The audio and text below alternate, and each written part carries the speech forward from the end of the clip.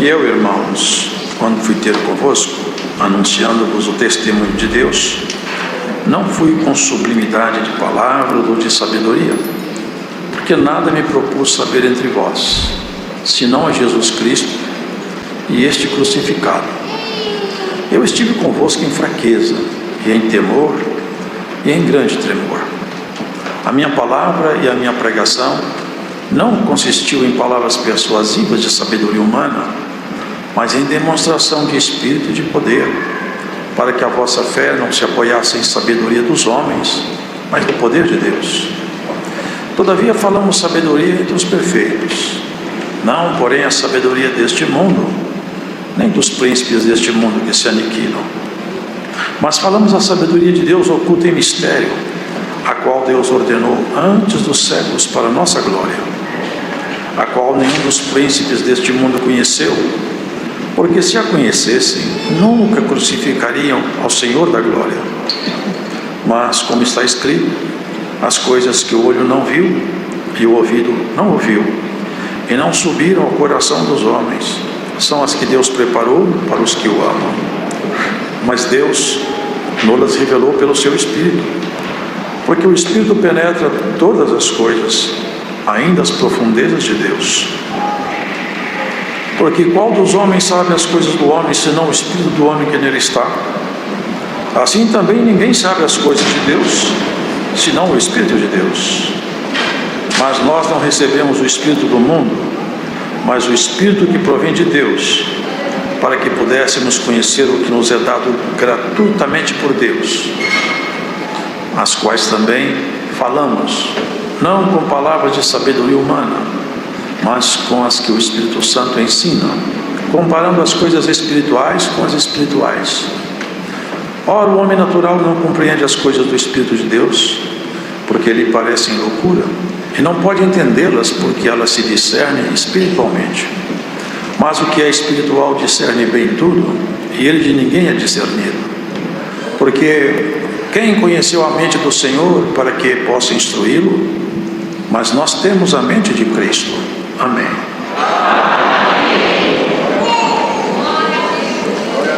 Paulo, ele expõe nessa carta seu zelo, seu cuidado, a sua preocupação com os irmãos de Corinto, visto que ali foi semeado o Evangelho e ele deu frutos, deu muitos frutos, a ponto de num desses momentos que ele, inspirado, escrevia a carta, ele fala assim: a vós nenhum dom vos falta.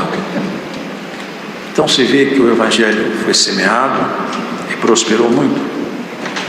Entretanto, Paulo, ele percebia que alguma coisa não ia bem lá. Não ia bem porque, desde o princípio, quando o Senhor semeou o bem, o inimigo também semeou o mal. Vivemos um mundo onde a dualidade entre o bem e o mal sempre está presente. Todas as vezes que o bem se manifesta, o mal se põe ao lado para fazer contraponto. Essa é a realidade desse mundo. É um mundo caído por natureza, um mundo que vive trevas, males, tantas coisas. E o bem aqui, para ser semeado, ele não floresce tão fácil, nem a semeadura é tão fácil de ser feita, porque há uma forte oposição. Isso porque o governo desse mundo, e eu não falo aqui de governo político, mas o governo global, de todos os povos, de todas as nações, de todas as raças, de todas as etnias, por assim dizer, o governo global, quem tem na mão o governo final, lamentavelmente, não é um presidente, não é um grupo de dirigentes, não é.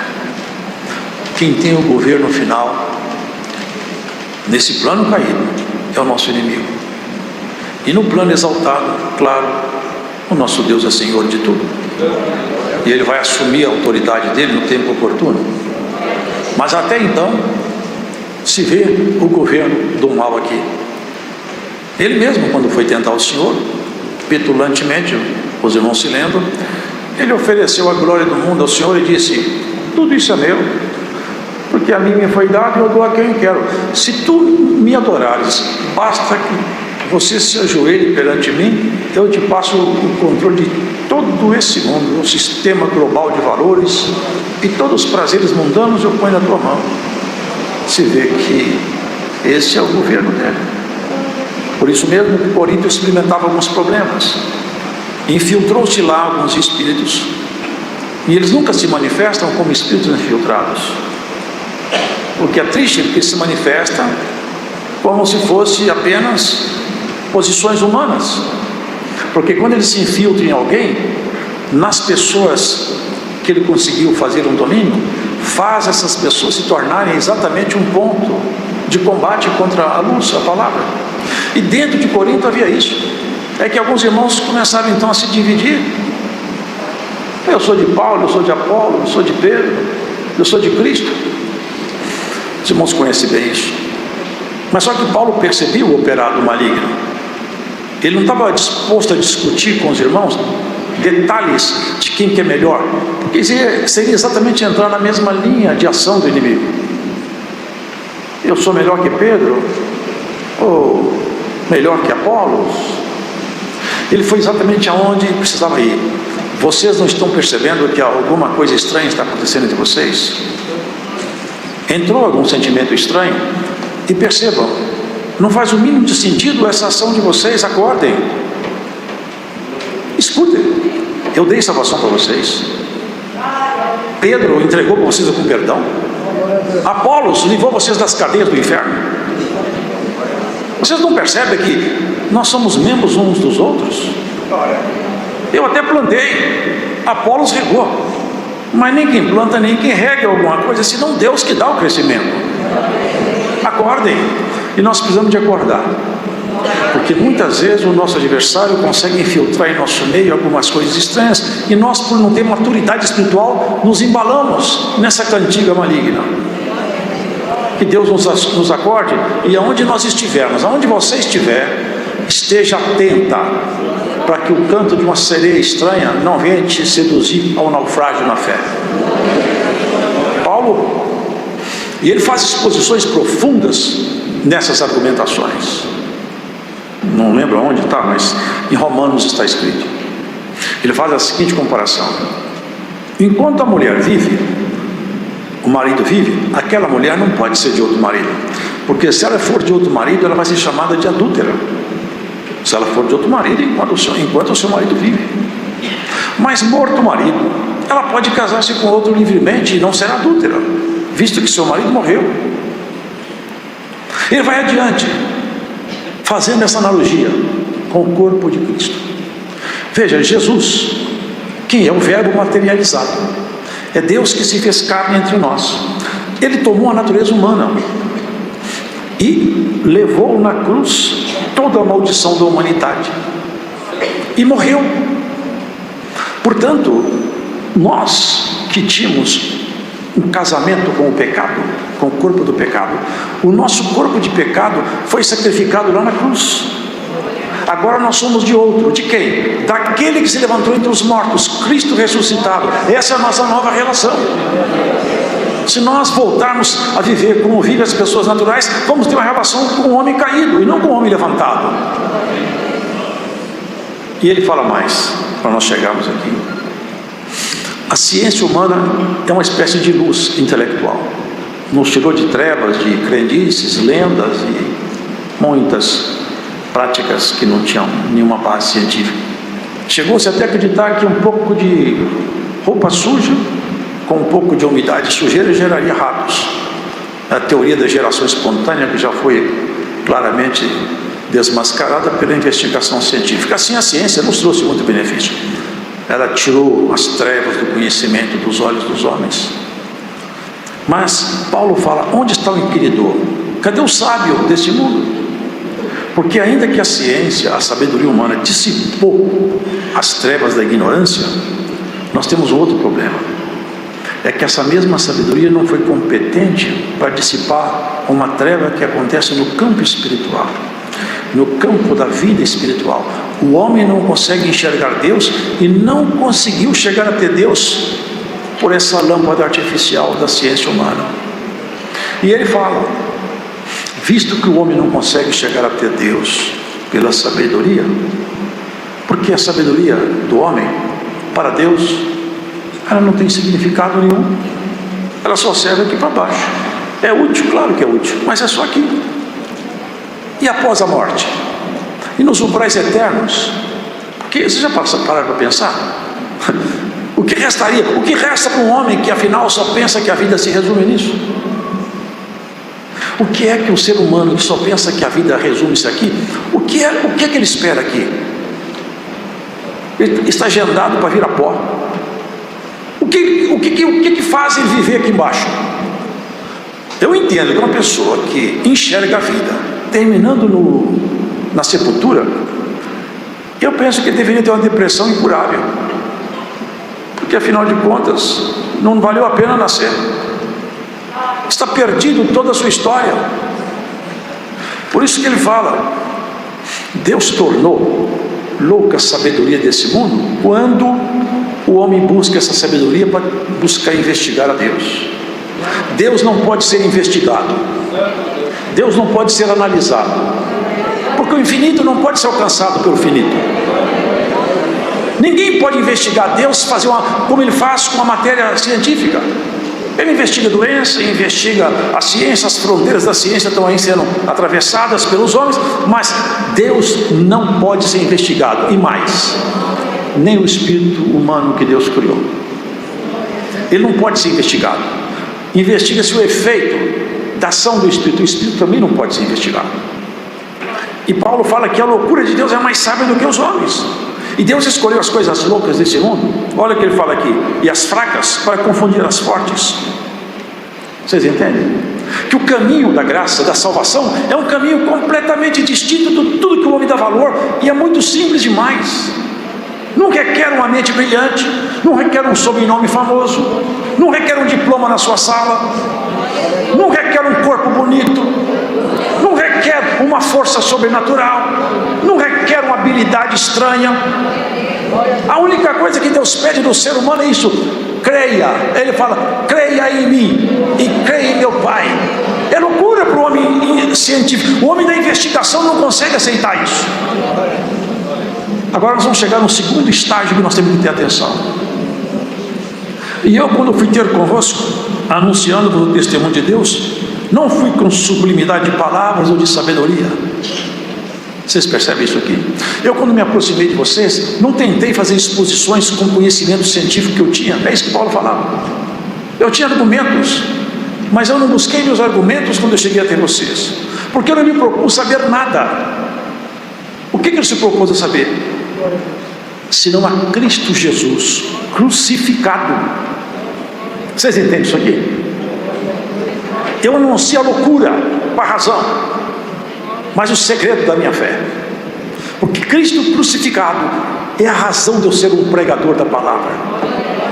É na cruz de Cristo que meu pecado foi pago, é lá que a minha história foi reescrita, é na morte dele que eu pude nascer, é no sofrimento dele que a minha alegria eterna foi conquistada. E como ele se abaixou até a morte, eu não trago de mim nenhuma novidade para vocês. Eu não tenho palavras bonitas para pregar para vocês. Eu não vou fazer um discurso eloquente. Não vou mostrar tudo que eu conheço do judaísmo. Eu vou mostrar para vocês tudo que eu conheci de Jesus. Esse rei bendito que se abaixou, se esvaziou até a morte para te encher até a glória. É sobre esse bendito Senhor que eu vou falar. Eu estive com vocês sentindo fraqueza e temor. Passei aperto e dificuldade. Vocês veem que eu não sou um super-homem. Vocês entendem aí? Ele não se gloriava em si mesmo. Os homens gostam de se gloriar em si mesmo. Quem conhece a Deus, não. A minha palavra e a minha pregação não consistiu em palavras persuasivas de sabedoria humana, mas em demonstração de espírito e de poder. Aqui vem um ponto, irmãos. Hoje está havendo um deslocamento de eixo gradativo e bem sutil, onde as pessoas passam a acreditar que conhecer o texto bíblico vai torná-la íntima de Deus. Lê do engano. Nós temos que conhecer a Bíblia, sem dúvida nenhuma, mas esse conhecimento só faz sentido quando ele provoca em mim uma mudança total, de tal maneira que eu busque a santificação e a consagração. Se eu me tornar um homem muito entendido na Escritura, e se eu não for santo, eu ficarei de fora no dia do Senhor. E se você for santa, for consagrado, se você conhecer pouco, você vai ser chamada para entrar no reino.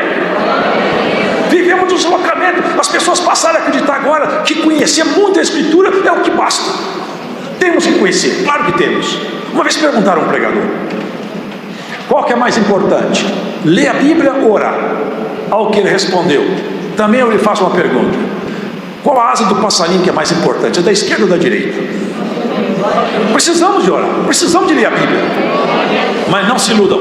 A leitura da Bíblia, se você tem muitos fazendo isso aí, vem, passa para fazer ataques aos irmãos, se dedicam, lê bastante, vê uma pregação simples, acham defeitos ali na exposição doutrinal.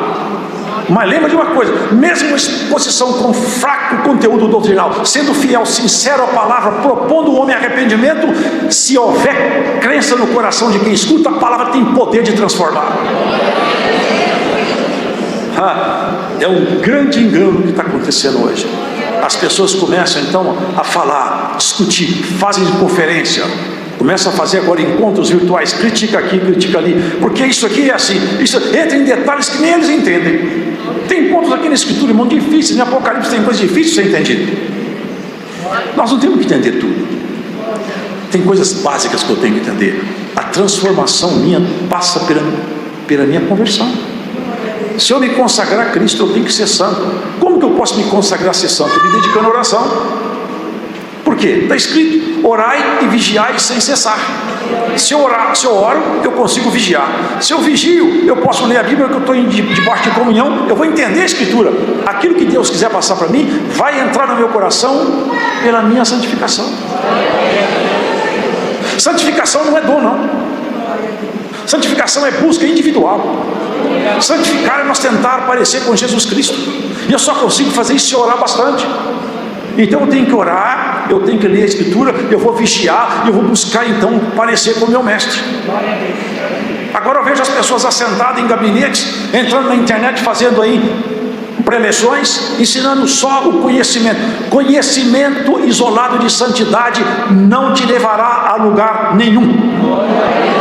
Se a palavra não transformar a estrutura do seu caráter, se ela não mexer no seu jeito de ser, se você não vê que você mudou, se alguma coisa em você não tiver uma mudança profunda, volta lá atrás.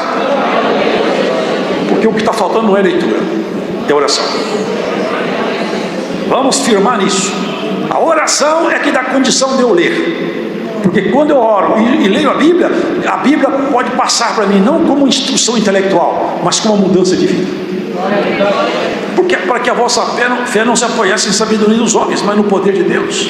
Todavia falamos sabedoria entre os perfeitos, não porém a sabedoria desse mundo, nem dos príncipes desse mundo que se aniquilam, mas falamos da sabedoria de Deus oculta em mistério, a qual Deus ordenou antes dos séculos para a nossa glória, a qual nenhum dos príncipes desse mundo conheceu, porque se conhecessem, nunca crucificariam o Senhor da glória. Os príncipes desse mundo ele incluiu todos os líderes religiosos, os líderes políticos, os líderes daquela época. Irmãos, vejam, Roma, tem até hoje aqueduto de Roma, que funciona, uma engenharia fabulosa. Agora, nenhum deles aceitou Jesus, nem os saduceus, nem os fariseus, nem os príncipes, nenhum deles. Por quê? É isso que Paulo fala. Nós temos que olhar para Jesus como o nosso remidor, aquele que transforma o meu ser. Eu não tenho que ter uma mente iluminada sobre a visão intelectual, eu tenho que ter a mente iluminada sobre a visão espiritual, transformado pela palavra de Deus. As coisas que o olho não viu e o ouvido não ouviu, vocês percebem isso aqui? O que o senhor está dizendo? É que Deus reserva para nós o que Ele reserva, ninguém nunca viu. Aqui alguém fala, eu vejo aqui o céu está aqui, em Apocalipse, as ruas são de ouro. Vocês acham que isso aqui é retrato do céu? Isso é uma metáfora. Metáfora. Vai ter céu, vai ter ouro no céu, vai carregar metal lá para a glória? Isso é uma metáfora. Olho nunca viu, ouvido nunca ouviu. Paulo foi só no terceiro céu, você sabe o que aconteceu com ele. Foi preciso ele ser esbofeteado pelo inimigo para ele não ficar soberbo. Ninguém nunca viu o que Deus preparou para nós. Por isso que a glória que nos espera é acima de toda a expectativa humana. Por isso que essa batalha é travada fora dos campos da razão humana. Quanto mais nós formos santificados, quanto mais nós estivermos dedicados a servir a Deus, tanto mais nós vamos gostar de Deus. O amor por Deus nasce de oração. Oração não é só, como alguns pensam, vou orar, vou adorar a Deus. Não, a oração é intercessão, é adoração. Alguém pode interceder por outro? Pode. Paulo falava: orai por mim em vossas orações, combatei por mim em vossas orações. Orai uns pelos outros, para que não sejam perdoados os pecados. Orai. Deus falou para Jó: se você não orar para os seus amigos, eu não perdoo eles. A oração é intercessão, é batalha. É uma forma de nós entrarmos dentro dos ambientes da comunhão celestial. Deus sabe tudo, Ele sabe tudo, e nós temos que bater na porta. Peça e dar-se-vos-á, bata e abrir-se-vos-á. Nós temos que aprender o caminho da oração. A oração torna o homem mais humilde. Ele pede uma vez, 2, 3, 4, 5, 6, 7, não para de pedir. E Deus quebrando o coração. Paulo está abrindo a compreensão. Não tente enxergar a vida espiritual debaixo de uma razão, debaixo de uma visão. Eu mesmo não expus Cristo para vocês desse jeito. Eu vim com poder e demonstração do Espírito. O Espírito Santo em mim não era um discurso filosófico. Quando eu falava de Jesus Cristo, o poder dele estava na minha boca. Agora eles ensinam por aí que não existe mais dons. Eu já vi teólogo que falou comigo: os dons acabaram. Não, o que acabou, sabe o que? Foi a revelação das igrejas, porque criaram teorias humanas, expulsaram a revelação da igreja. Glórias a Jesus. A revelação de Deus está entre nós. Os dons de Deus estão aqui. Aqui cego passa a ver, paralítico anda, demônio é expulso, tem dom de língua, tem interpretação de língua. Aqui os dons de Deus não cessaram. Se você escuta por aí que os dons acabaram, aonde você estiver ouvindo essa pregação, saiba, os dons estão pulsantes no peito desse povo. Glórias a Jesus. E esse dom vai te achar onde você estiver hoje escutando essa palavra. Porque não é com filosofia, não é com ideologia aplicada em logística humana que você vai chegar a Cristo. É debaixo de jejum, de oração, de santificação, de busca individual. Você vai ver que a porta se abre. Vai ver um homem que é analfabeto, não sabe falar direito, o céu se abre, ele sabe as revelações de Deus. Ele não sabe falar português, mas o caminho do céu ele não erra. Glórias ao Senhor Jesus. Deus quer homem santo e mulher santa. Deus não quer homem sábio segundo esse mundo, porque os homens sábios segundo esse mundo nunca acharam o caminho do céu. Onde está o sábio? Cadê o inquiridor desse século? Deus não, porventura não tornou louca essa sabedoria? Cristo morreu na cruz, e lá morrem também nossas paixões, lá morrem as nossas esperanças, nossos discursos filosóficos, morrem na cruz. Paulo falou: eu anuncio Jesus crucificado, esse Jesus que vocês mataram, e que todos falam. Ninguém pode, sendo de Deus, morrer amaldiçoado. Ninguém pode ser de Deus morrer dessa maneira. Não poderia, se não fosse em nosso lugar. É por nossa causa que ele morreu, é para nos levantar. A obra dele vai bem. Aqui foi orado assim: até que o Senhor volte. Nós estamos esperando a volta dele. Você espera a volta dele? Espera. Quando ele voltar, ele não quer ver você recitando teorias, ele não quer ver você recitando capítulos inteiros. Ele quer ver que a palavra esteja viva em você, escrita no teu peito, transformando o seu jeito de ser. A palavra, quando é escrita no peito, no coração de um crente, ele transforma o crente, ele muda o jeito de ser. A fala dele denuncia quem ele é, até o olhar dele muda, até a voz do crente muda. Vocês creem nisso aí? Quando um crente está transformado pelo Espírito Santo, a palavra dele muda, a voz muda, o tom da voz muda, o poder aparece. Eu anuncio Jesus crucificado. Vim até vocês, olha o que ele fala. A minha pregação não consistiu em palavras persuasivas de sabedoria. Eu não quero convencer vocês com discursos, mostrando todo o meu arsenal de conhecimento, fazer rebuscado a minha história, conhecer aqui a interpretação, a exegética, a hermenêutica. Eu vou te falar sobre hebraico, não. Eu vou falar do poder de Deus que está em mim. Quando ele passava nas ruas, até os demônios evitavam ele. Glórias ao Senhor, irmão. Esse poder precisa de estar na igreja. Olha, você crê nisso aí? Um crente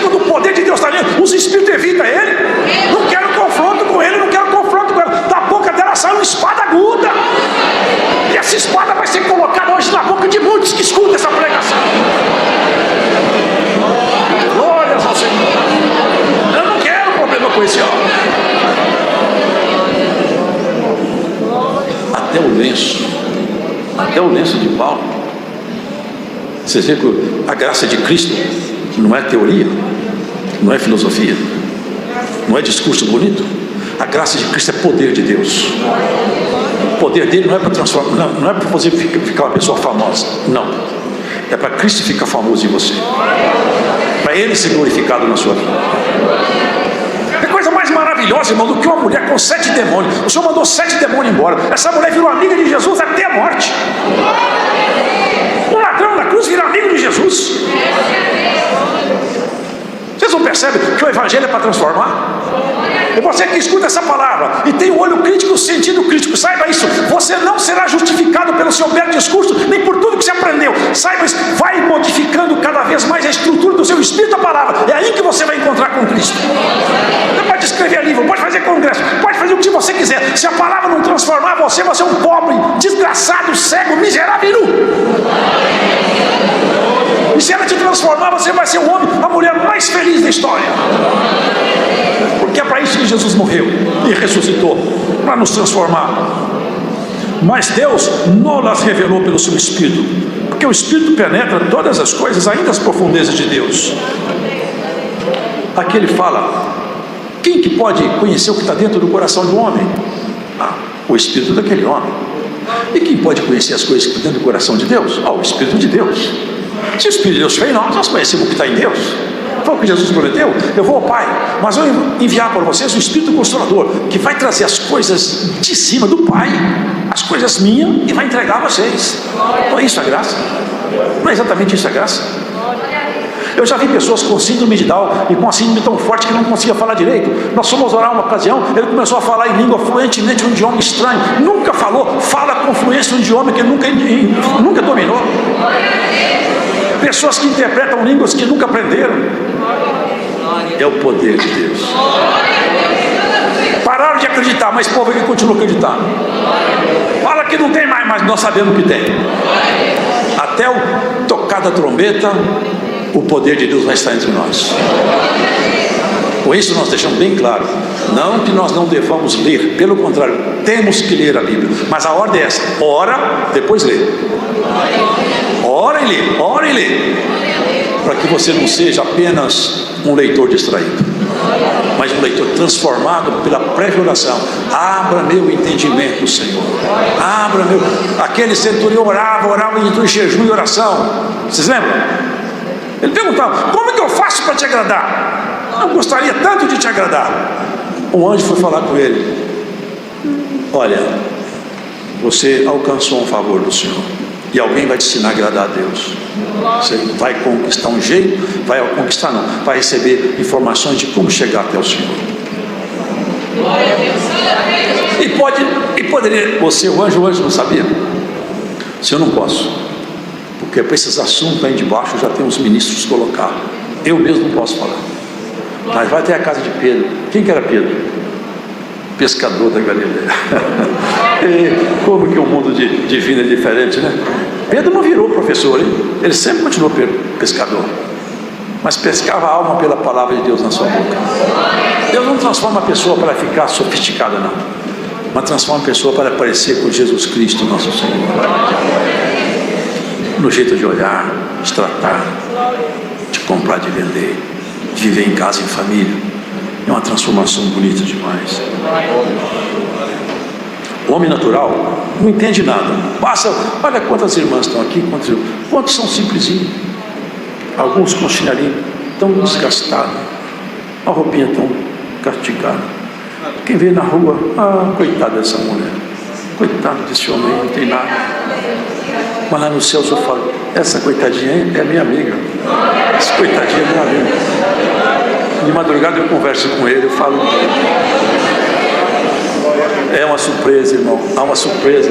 Naquele dia vai ter uma surpresa tão grande. Homens que se acharam tão importantes, mulheres que se sentiam tão cheias de si, nos cantos, nos andrajos, tremendo de medo, e olhar para aqueles que hoje não têm valor nenhum, vestido de glória, parecido com o Senhor. Mas como que pode aquela mulher ficar assim desse jeito? Como que transformou tanto assim? Agora se parece com o seu Senhor. perdoa falar isso aqui, mas é texto bíblico. E eles, você vai se parecer com o seu Senhor também.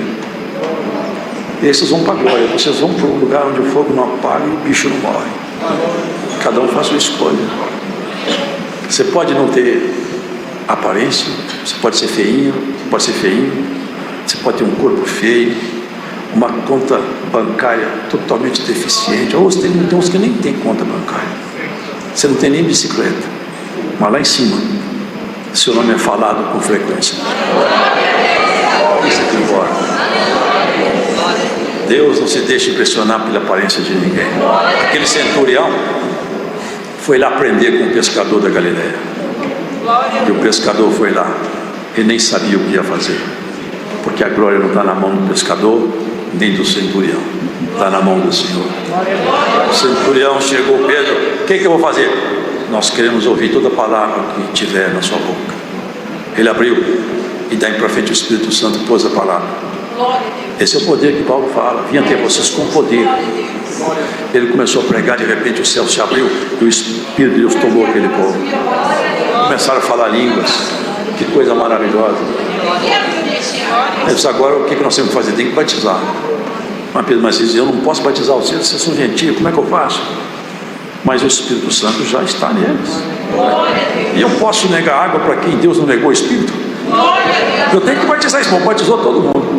Chegou lá, os discípulos falaram, o que você fez, Pedro? Batizando gentio, no meio de gentio.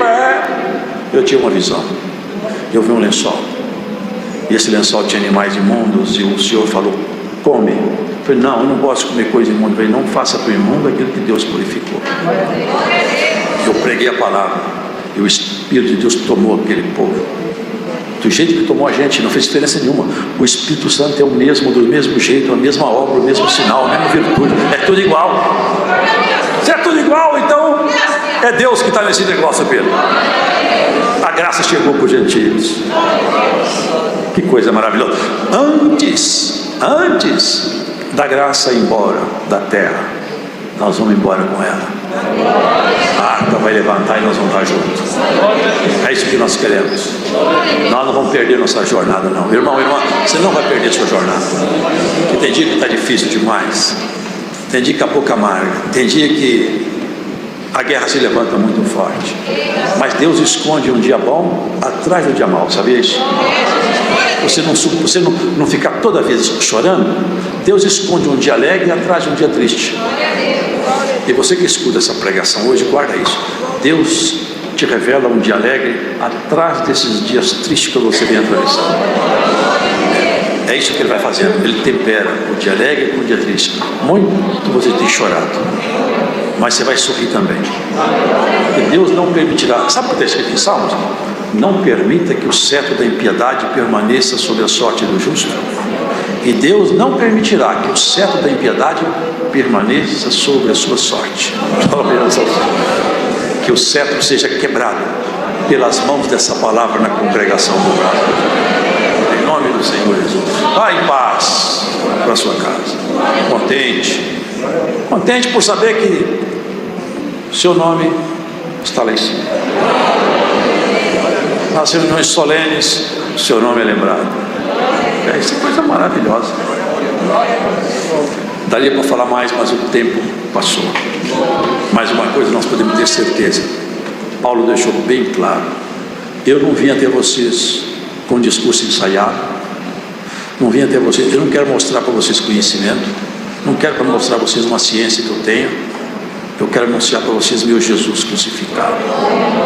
Que isso aí fique na sua memória. Sabe o que o Senhor falou? Tome a tua cruz também. Venha após mim e me siga. Pegue a sua cruz e siga o Senhor. Aquela que ele subiu lá era a cruz dos malditos. Essa você não vai subir. Vocês lembram quando houve o juízo, que Pilatos tentou livrar o Senhor? Ele percebia, esse homem não tem pecado. O olhar, a fala, o semblante, o jeito de agir perturbou Pilatos. Ele percebeu, não há mancha nesse homem. Esse homem justo, não tem jeito, não vejo nada que recrimine esse homem. Esse é ciúme puro. Eles querem matar esse homem por ciúme. E a mulher teve uma revelação ainda de noite. Ele tentou livrá-lo.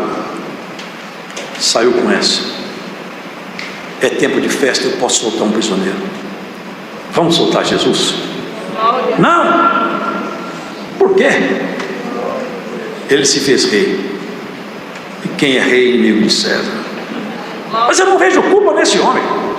Mas não pode. Então me traga uma bacia de água. Ele lavou as mãos perante todo mundo. Eu lavo minhas mãos perante esse povo.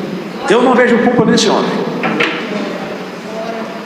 Então eu não quero ter parte no sangue deste justo. Então que seu sangue caia sobre nossa cabeça. Você já sabe tudo isso aí. A quem eu solto? Olha o que gritaram lá de baixo: solte a Barrabás. Barrabás era um homem que tinha feito uma revolução, matado. Ele tinha feito um desordem feio. Trocaram Jesus por Barrabás. Olha que troca que foi feita. Mas eu já estive pensando nisso também. Uma vez alguém comentou comigo isso, e eu acho que é real. Não foi isso que ele fez conosco? Quem tinha que ir para a maldição era nós. Aquele dia Jesus foi trocado por Barrabás. E na verdade nós todos fomos como que Barrabás. No lugar de nós irmos para a maldição, Jesus foi em nosso lugar. Tomou nosso lugar na maldição. Se Barrabás muitas vezes deve ter perguntado: quem é esse Jesus que me salvou? Nós não perguntamos, nós falamos: eu sei quem é esse Jesus que me salvou. A condenação era só minha, mas ele foi lá no meu lugar. Bendito seja esse Jesus, bendito seja esse Jesus que me salvou. Essa é a palavra. Deus seja louvado.